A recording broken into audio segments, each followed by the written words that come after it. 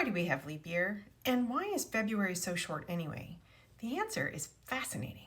The ancient Roman calendar started in March and ended in December for a total of 10 months and 304 days. It revolved around the agricultural year, and there wasn't much work to be done in the 2 winter months, and so they just didn't even count them. But the solar year is roughly 365 and a quarter days, so the seasons gradually drifted out of sync with the calendar.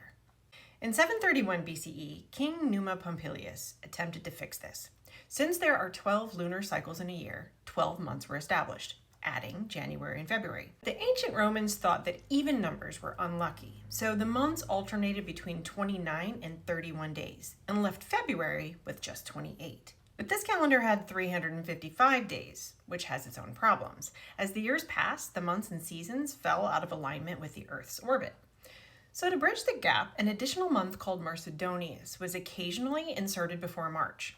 Its length, either 27 or 28 days, created years of 377 or 378 days. But this had an unfortunate consequence for February.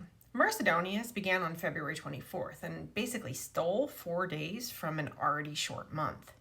This unpredictable addition not only disrupted February's consistency, but caused confusion, especially for those far from Rome who might not be aware of the change. In 45 BCE, Julius Caesar implemented the Julian calendar, which established a year of 365 days, with an extra day added to February every 4 years. While this was a significant improvement, it still wasn't perfect.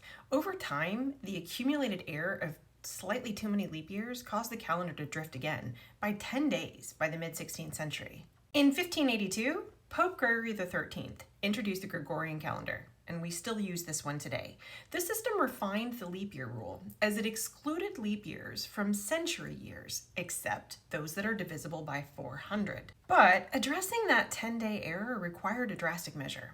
In 1582, 10 days were effectively erased from history, as the calendar skipped from October 4th to October 15th. The bottom line, February's fascinating story reflects humanity's evolving understanding of time and our ongoing efforts to align our calendars with the Earth's movement around the sun.